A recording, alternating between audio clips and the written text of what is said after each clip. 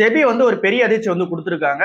இங்க கோல்டுல இன்வெஸ்ட்மெண்ட் பண்றவங்க, digital gold investment பண்றவங்க எல்லாருக்குமே பெரிய அதிர்ச்சியா வந்து கொடுத்துருக்காங்க. அது என்ன இதெல்லாம் வந்து டீட்டெயிலா வந்து பார்த்தரலாம். இதுல கோல்டு ETF வந்து இன்க்ளூடடா அப்படின்னு சொல்லிட்டு நம்ம டீட்டெயிலா வந்து பார்க்கலாம். சோ எங்க செபி சைட்ல இருந்து சொல்ல வரது என்ன அப்படின்னா, டிஜிட்டல் கோல்டு எல்லாமே நீங்க வந்து இன்வெஸ்ட்மெண்ட் பண்றீங்க அப்படின்னா, கோல்டு, டிஜிட்டல் கோல்டு இதுல இன்வெஸ்ட்மெண்ட் பண்றீங்க அப்படின்னா கொஞ்சம் காஷியஸா வந்து இருங்க. சோ இதுல வந்து பிரச்சனை வந்து இருக்கு அப்படின்ற மாதிரி வந்து சொல்லியிருக்காங்க. இதுல இவங்க சொல்ல வரது என்ன அப்படின்னா, இங்க டிஜிட்டல் கோல்டுக்கும் சரி, கோல்டுக்கும் சரி, இதுக்கு முன்னாடி பேக்டப்ல யாருமே வந்து கிடையாது. நாங்க செபியும் வந்து கிடையாது, ஆர்பிஐயும் வந்து பாத்தீங்கன்னா பின்னாடி பேக்டப்ல கிடையாது.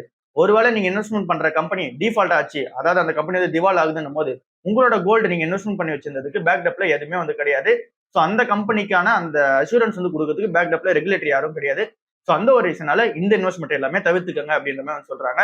சோ இதுல டிஜிட்டல் கோல்டு, கோல்டு இது எல்லாமே வந்து பாத்தீங்கன்னா இது உள்ளதா வந்து வரும். சோ இந்த இன்வெஸ்ட்மெண்ட் எல்லாமே இங்க செக்யூரிட்டிஸாவோ இல்ல அப்படின்னா இந்த கமாடிட்டி டெரிவேட்டிவ்ஸாவோ கன்சிடர் பண்ண மாட்டாங்க அப்படின்ற மாதிரி சொல்றாங்க.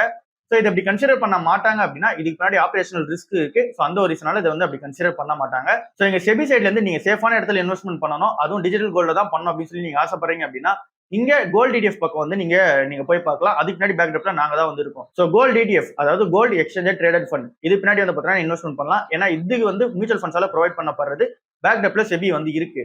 அதே மாதிரி EGRன்னு சொல்லிட்டு ஒன்னு இருக்கு, எலக்ட்ரானிக் கோல்ட் ரெசிப்ட்ஸ் அப்படின்னு சொல்லுவாங்க. இதுவுமே வந்து ஸ்டாக் எக்ஸ்சேஞ்சஸ்ல வந்து லிஸ்டா இருக்கு. சோ இங்கேயும் வந்து நீங்க இன்வெஸ்ட்மெண்ட் வந்து பண்ணலாம். அடுத்ததா கோல்ட் டெரிவேட்டிவ் கான்ட்ராக்ட்ஸ்னு இருக்கு. சோ இங்கேயுமே வந்து நீங்க இன்வெஸ்ட்மெண்ட் பண்ணலாம். இதுக்கு மேல செபி வந்து இருக்கு. மத்த எது பின்னாடியும் செபியும் இல்ல, ஆர்பிஐயும் இல்ல. சோ அதனால பார்த்து பண்ணுங்க அப்படின்ற மாதிரி வந்து சொல்லியிருக்காங்க.